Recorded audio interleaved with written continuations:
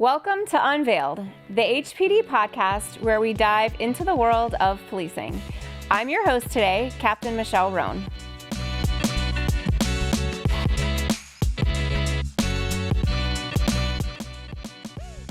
Today, we're joined by Lieutenant Ashley Jenrette and Officer Maria Spence. Hey, how are you today? Good, how are you? Good. So we have different hosts today. Yes, we're used to seeing the chief. That's right, we are, but we decided to switch it up and have it be all women today. Best decision HPD probably has made with this podcast. I all agree. Women crew. Totally agree. Yes, okay, I'll agree to it.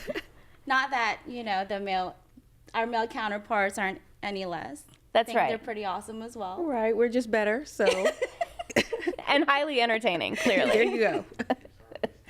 So, LT and Spence, we all work together on the same side of the city, so Yes. that's pretty cool.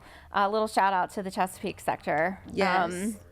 Shameless plug there, but we also work together on the 30 by 30 committee. Yes. So recently, Chief Weidman signed the 30 by 30 pledge, along with hundreds of other agencies across the United States. So we are now pledging to have 30% of our workforce be represented by women by 2030.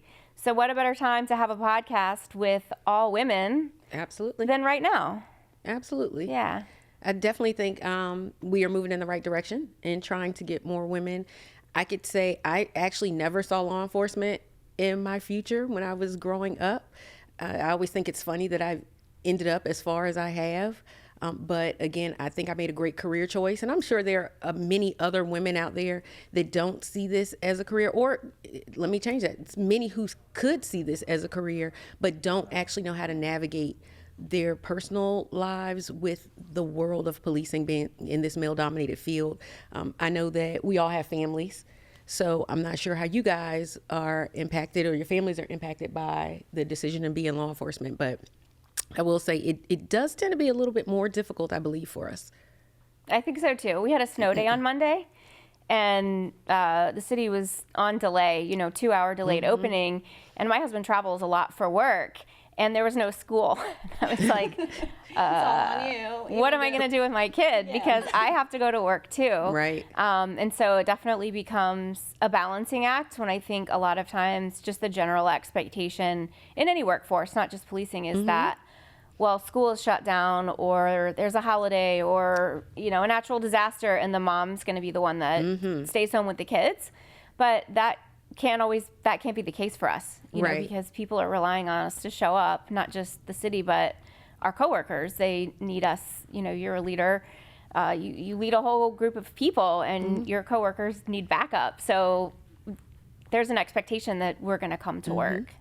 That's difficult, I think, sometimes. It can be. What have your experiences been when? Well, being a newer officer, you guys have been here for a while, but just being a newer officer, not seeing many females in this department, but the longer that I've been here, and I want to say the past 5 years, that has increased, which is really nice to see. Makes me feel good inside to see women in like a supervisor position. Now I have Corporal Lawler and LT, and you as well as my captain. So it's nice to see that. It's something that pushes me forward to do better for myself as well. Absolutely. Yeah.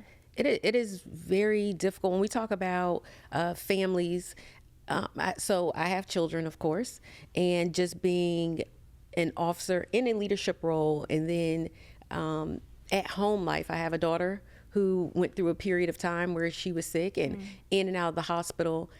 And it was so difficult for me in trying to, I don't want to say make a decision to be a mom or an officer. I'm not saying that at all.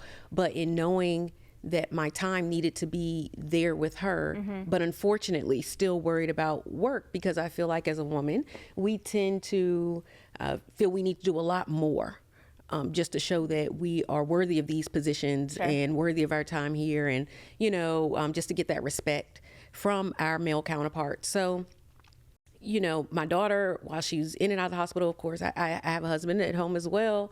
And my daughter was not concerned with him at all. It was, Mom, you're going to be at the hospital. You're staying here with me, right? You're going to stay overnight. You're going to be here when I wake up in the morning. And Dad can just go on to work. And, it wasn't that same feel. And that's what our kids tend to look for. Like you said, that just mom to do it all and mom to take care of the house while mom is still out here trying to figure out how am I also going to lead this group of people. So it definitely has been a journey, one that I have loved, but a journey in navigating all of that. So you said that you didn't initially see yourself in law enforcement. How did you come about to apply and to be a police officer? Nosiness. Okay. I'm nosy. So actually, I'm a true Hamptonian. I grew up in Hampton. I grew up on Shell Road, graduated Hampton High School, graduated Hampton University. I mean, you can't really get any more Hampton than that. So Hampton all my life. And law enforcement just wasn't what I saw for myself. But there was a time when I was looking I needed a job. And HPD happened to be hiring, and they were hiring for an information clerk under our communications, like dispatch unit. And Chief Wyman hired me. And Chief Wyman hired me and also said, you probably aren't going to be here very long, because I was very timid, you know. If you don't know me well, I mean, you know, in time, in being here, I definitely have opened up more, but I didn't talk a lot, kept to myself. And I am also one that takes that as a challenge. Right. So yeah, if you tell me I can't do something, I'm going to prove you wrong. Exactly. And I absolutely know Spence is the same way with her working for me. If you tell her she can't do it, believe me, she's going to do it. Right. One of the best informal leaders that we have on our shift. But I ended up getting that position, and I would listen to the radio, but I'm only hearing what's being dispatched. I'm not out there, of course, seeing what the officers are doing. We didn't have BWCs. It was nothing that would let me know what the officers were experiencing. So I decided to do a ride along. Did the ride along, and the next day I filled out an application to be an officer. And so I went through that process. And in all my time here and the different things that I have done just through my career and as well in the community, I do a lot within the community in Hampton. I'm very vested in the city I live in. But I realized that policing is a calling, and we don't always know it at first, but I feel like my calling has been to serve others. Everything that I look back that I have done, to include in this job, in this career field, and what I've done in the community, is just serving others. And I absolutely think when it's time for me to retire and move on from here, I'm going to find something that has me serving others. So I was called into this position without knowing, and I'm thankful for that. So it was all because Chief Wyman told you couldn't? Oh, because Chief Wyman told me I couldn't, and here I am. 20 years later, you're still proving him wrong. I love it. I'm still proving it. That's amazing. How did you get into this, Spence? So at the time, my husband was actually deployed overseas, and my best friend Sabrina, she was like, hey, I want to, she was actually already working for Hampton, but she was like, hey, do you want to go for the police department? They're hiring. And I was like, sure, why not? And in the military or something in the police world was something that I always wanted to do. But being young, I got married very young, and we had a family. And, you know, with him being in the military, I couldn't go do what I wanted to do because someone had to be home with the kids. So I took the opportunity, and actually Chief Weidman was also in my panel.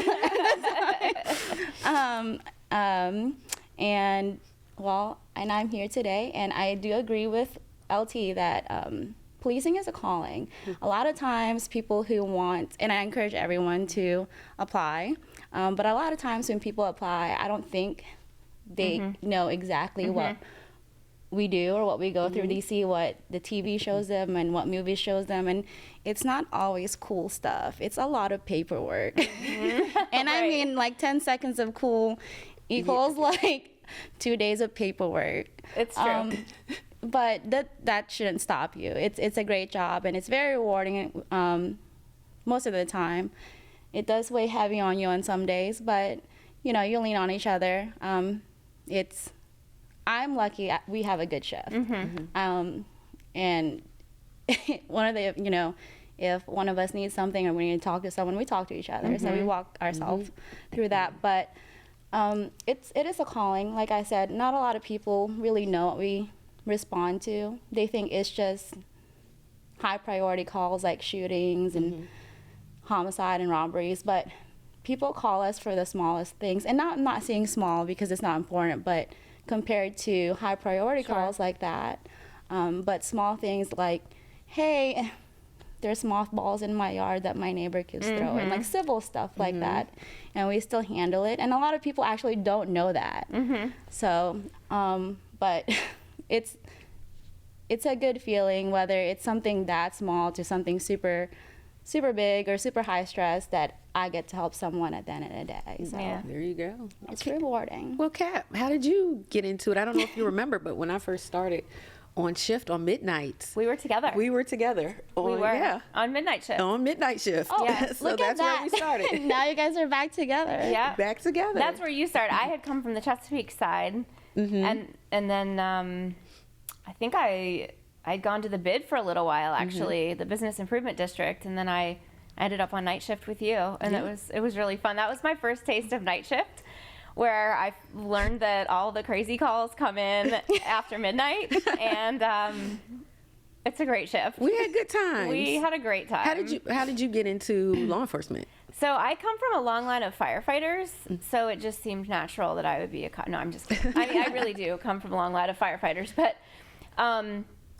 I went away to school initially to be a communications major because I wanted to do investigative journalism. And then I realized that it was really more the investigative part that I was interested in, and 9/11 happened. And that's what everybody was doing then. They were joining the police department, they were joining the fire department, they were joining the military. And so I had already changed schools and changed majors to criminal justice. And as soon as 9/11 happened, I came and turned in my application and was like, you know what, I'll figure out this whole school thing after I get this job.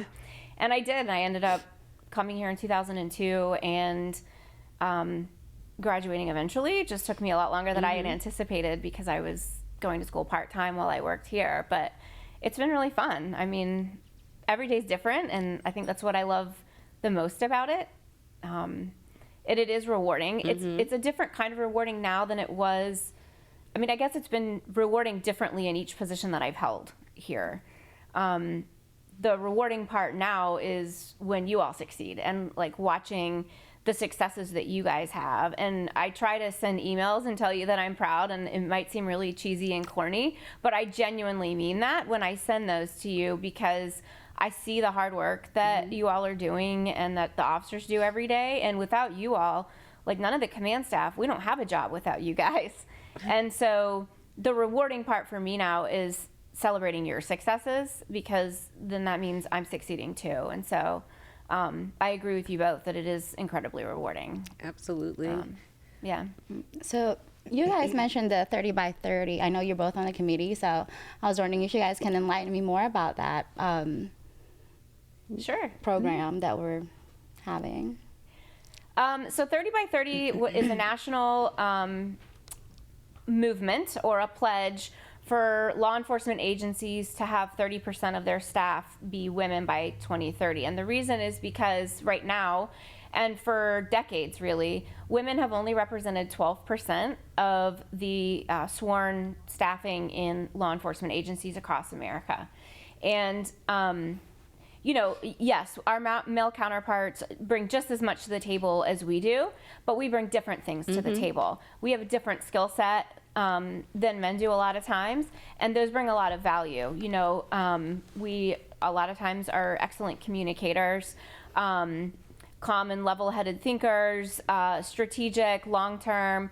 And so we want to recognize those things and find ways in police organizations to make it more appealing for women to join. So small steps like taking policies and changing verbiage from manpower to staffing. That's low-hanging fruit, really easy stuff to do.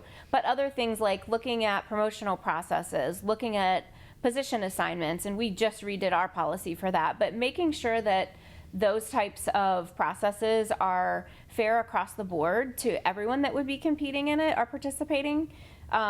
Because there are underlying biases, and I know you've taught that class for years, and there are things that you don't really recognize until a whole bunch of different eyes with different perspectives take a look at it and really dive into it and decide that there's changes that are valuable that would make the workforce more appealing to females. I would agree. One of the biggest things I think that we would be able to do, because of course we've had our first meeting and we've discussed some of those things, just kind of going around the room and getting everybody's experience, some of those things that we may have had issues or concerns with. But one of the biggest things I think that came out of that as well is just the example, just having representation of women out there. I think that when you look at just maybe TV shows or even within our own communities, again, because we are the minority, we're not seen, and we want to make sure that we are being seen. When people see us, we talked about the fact that it's like a unicorn at times when people see a female officer, because we have children, we have adults, they're like, I've never seen a female officer before. A female has never responded to this complaint, or in my school, or whatever the case is, because of course we have our SROs. But again, I think representation matters. So even things like this, so I say HPD is great. We're always finding ways to just improve in every aspect of the word. So we are looking at representation, just again getting us out there more, recruiting, finding those different things that we can improve upon. Childcare, again, and I hate to keep going back to family, but that tends to be what hinders women the most in joining law enforcement, just questioning what's going to happen with my family. So, Yeah. it's been good. Hopefully we'll have some good stuff to bring to the table for the next meeting. Well, I'm excited. I know as women, when we show up on scene, and like you said, there's a different type of skill set that we typically use. I know when I show up on scene, sometimes men tend to talk to me nicer, and I kind of use that to my advantage because I really don't like fighting people. Like, I don't want it to escalate, so I'd rather talk to people.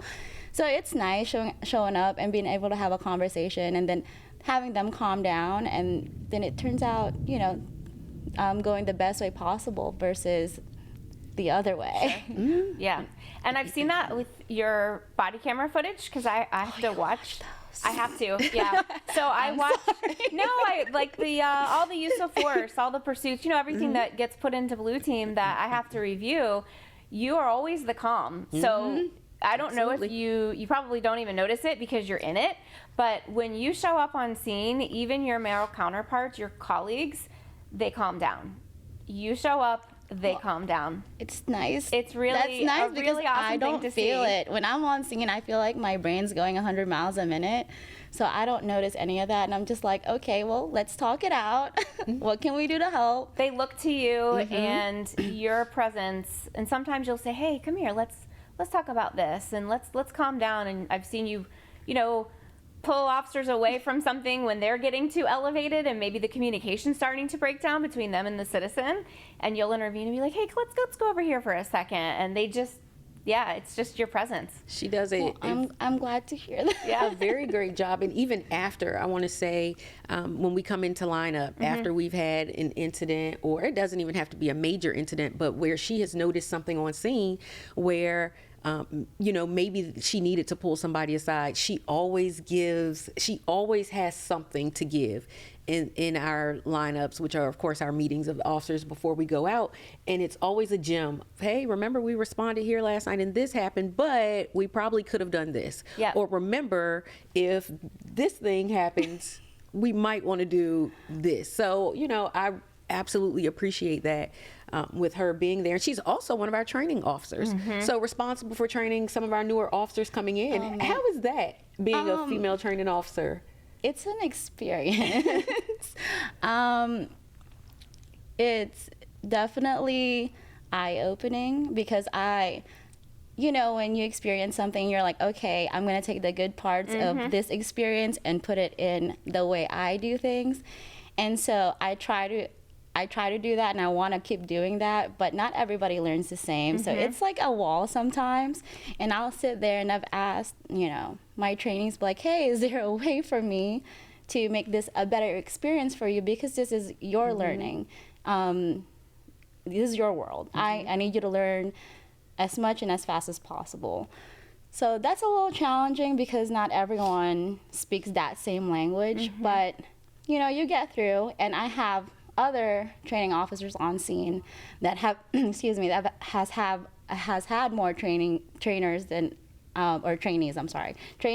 that I've had, and they, they help me out. We help each other out. If there's a time where they can see that, hey, maybe she needs a break, we'll switch out, and they'll step in and try to explain it in a different perspective that maybe they'll understand, and I do the vice versa with their trainees. So all in all, it comes together as a shift, but yeah, it's an experience in itself. But to come in and give those nuggets or those gems, as you said, to the shift, and then to have the maturity to recognize that you don't know everything about the person sitting next to you, and to say, I'm here to train you, and I know of a way, but it may not be your way. It may not be a way that you are able to receive effectively. How can I best instruct you? It's just, that's one of the many things that women bring. And in my opinion, I think that we bring like a small element of vulnerability sometimes to come into lineup and say, hey, we could have done this a better way. And this is what we could have done. And this is maybe the risk that we had in doing it the way that we did it. But that's a really powerful thing, because that's how we learn, and that's how we grow, and that's how we get better, and that's how we keep all of our egos in check. And so I love that you do that for your shift. I always tried to do that as a sergeant on midnight shift. If we had anything, I'd come in the next day and be like, this is the thing I screwed up. And the minute that you acknowledge as a leader that you've screwed something up, everybody else in the room is more willing to say, well, I did this wrong and I could have done this better too. Right. Because they follow that lead in that example. So I love that you're setting that example on your shift.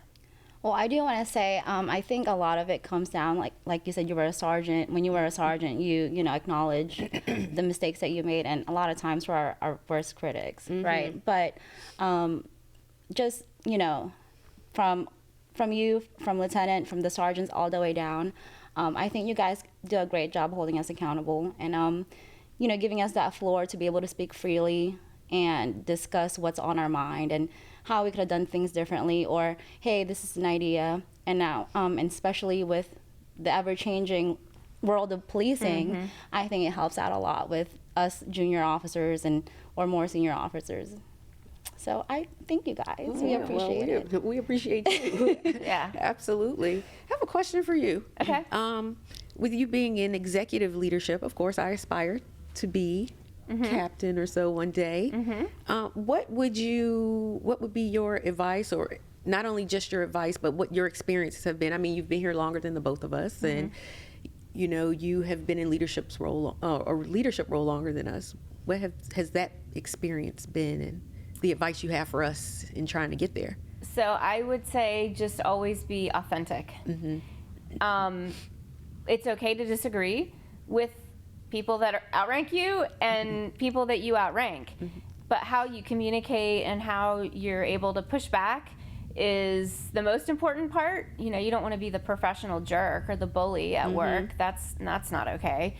But a lot of times we'll see people who seem like chameleons. It depends on who the chief is or who their boss is, and they just sort of try to act different every time. But I think that's exhausting and that's hard, and I frankly just don't have the mind bandwidth to try and do that. So I just try to be authentically who I am, and if I have an opinion on it, I try to share it as professionally as possible and usefully. I don't want to just throw something out just to do it. But I think that would be the best advice, because good leadership recognize a good idea, and good leadership will listen to an idea even if it isn't the best idea. You're just like, well, thank you for sharing that. We're not going to do that, but I appreciate at least you coming forward and saying something and speaking up. It's bold to do that. So I'd say be bold and be authentic would probably be my best advice.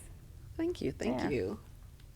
Yeah, and like I said before, you guys kind of like, that goes with what I was just saying. You guys let us be ourselves, and of course we remain respectful with you guys, but you allow us to speak freely and let us recognize, versus like berating us, but you let us recognize what we can improve on and talk to us instead of, having that, hey, that punishment right away. It's like more of a talk and eye-opening. And I think a lot of people learn better that way and with less like negativity, and it boosts your morale altogether.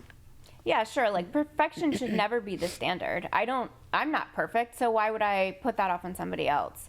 I think if you recognize that people are going to make mistakes and you talk about it and you figure out why and you figure out how to not do it again, then I think that you just move forward in that way, and harping on something or, crucifying people over and over again isn't really productive.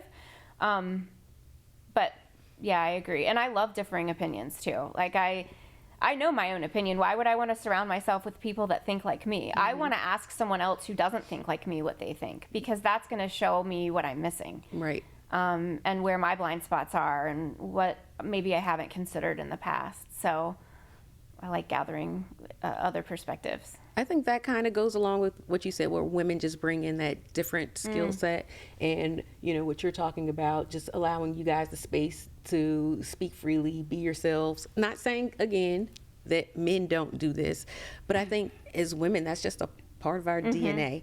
Just, again, that motherly instinct, having a little more compassion, looking at things from that different aspect, which is why I think that women make better police officers. I'm just going to say that.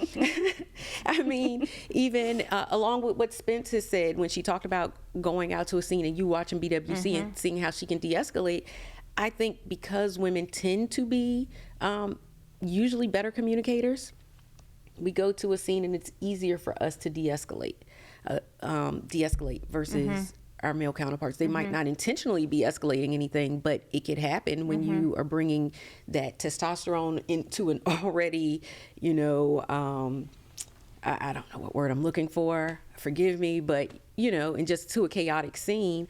So again, I think that helps. Even the example you gave of something being small, my neighbor's throwing mothballs in my yard, which doesn't seem major, but we have seen small things like that escalate into some major things. And I think just having the right person on scene that's able to de-escalate that situation, that again seems like anybody should be able to do, that's not always the case. So again, yes, I'm going to continue to say that we are better officers for that reason. And again, it goes back to, I feel like, just a part of being in our DNA. So having more women in the workforce, I think, absolutely would benefit all of the police departments. Sure, and the community. 100% of the people in the world have moms. Yes. Like, everybody has a mother. And, 9 out of 10 of them like their mom. And so... I love you, Mom. Right. I think that makes us relatable, because people they see mom in us, even if all of us don't have kids, which all of us don't have kids. But I think just the femininity, the people see that, the community sees that, and there's always something in your mind playing. Every little boy is taught, don't hit a girl, right? I think kids are still taught that these days. I hope so. And they still see that. I've had people that I've arrested that were like, I couldn't hit you, you're a girl. And I'm like, thank you. Thank God. Right. But that's just human nature. It's just the way that history, it's just how it goes. Right. And so it does play to our benefit a lot of times because, the reality is, I'm 5'3". If I had to fight everybody, I'd be in real trouble. I probably wouldn't be in this job anymore. I'd be beat up and I'd have broken bones and I, wouldn't be able to walk. But we learn to effectively communicate to counter physical strength or size. And I think, thankfully, a lot of times that good communication comes a little bit more naturally, maybe. Right. Perhaps because we've had to sharpen it our whole lives. I'm not sure, but. You bring that into policing and to law enforcement. And I think that it's like our little superpower. If we were like, I think I'm finished. One thing that stood out for me from the academy though, when LT Sheck, Mama Paula came in and she quoted the movie. I don't know what movie it was, but she was like, be nice until it's time not to be nice, and then be nice again. Roadhouse. Is it Roadhouse? But I have lived my policing career through that, because I'm going to be nice, but then the minute it starts escalating, I'm like, all right, we're going to take care of this, and then we're going to go back to being nice. Right. Oh, you're going to have to tell her that, really well. that you hold that. I'm serious. It's like in the back of my head and for we're like so ever. good at switching from, use of force, do what we got to do, to back to like, you good, man? Like, let's get you up here in the back of the car. Right. And we had to help with one night, and I can't remember what apartment I was on Briarfield, but I was walking out from the walkway, and this girl from like the second floor yelled at me, and I looked up. She was like, "Hey, hi, officer." Like, she was really kind. She's like, "How are you?" I was like, "I'm good." She's like, "You don't remember me, do you?" I was like, "No." She's like, "You arrested me." I was like, "I did." She was like, "You were so nice." I was like, "Okay, thank you." Yeah, we tend to get the thank yous We after do the arrest. so many thank yous. Thank you. Yes. I'm like, you're thanking me, right? Yeah, thank you. This has been a really good conversation, and I'm really thankful that we were able to hijack the podcast from Chief Weidman today and sit down and talk together. I love your story about Roadhouse and be nice until it's not, or till it's time not to, and then be nice again. Yes. You know, I never knew there was a quote that went along with how I've behaved for 23 years, but that's precisely it. Yes, you know? can thank Lieutenant Paula Scheck for that, because that has, ever since she walked into our academy and said that, it has been embedded into my head. And I think that's just how I police, and I have policed since then. It just does seem very natural to be kind, right? And caring and helpful to the community, and then it's time not to, and then as soon as the dust settles, it's, oh, can I get you a bottle of water? You know, are you good? Did you need medical attention? And it's so easy to transition back and forth. And even watching the BWCs, I do see women make that transition emotionally faster. That's scientific for sure. Right. As many BWCs as I've seen, it has to be scientific at this point. But you know, I do see women make that transition a lot quicker. So I love that story, and we do get thanked. Thanks for the ticket. Yes. Thanks for the arrest. Thanks for the arrest, yeah. And the people at the nightclub that say, "You can arrest me." Do you guys get that one Yes. too? You Oh, can yes. arrest me. Yes. I work PBR often, and I get that offer a lot. Yeah. It's pretty funny. Right. I wonder what they would actually do if we were like, "Oh, okay," and got our cuffs out to arrest me. They'd probably be like, "Never mind." No, I was just joking. Yeah, it was a joke. So. Well, thank you for joining me. Hopefully we can hijack the podcast again in the future and have an all women's panel and talk about more women's issues. But as we've all three mentioned, I think we are hiring, and we would love to have not only women, but anyone that's interested in law enforcement come join Hampton Police. And so thank you for tuning in to today's episode of Unveiled.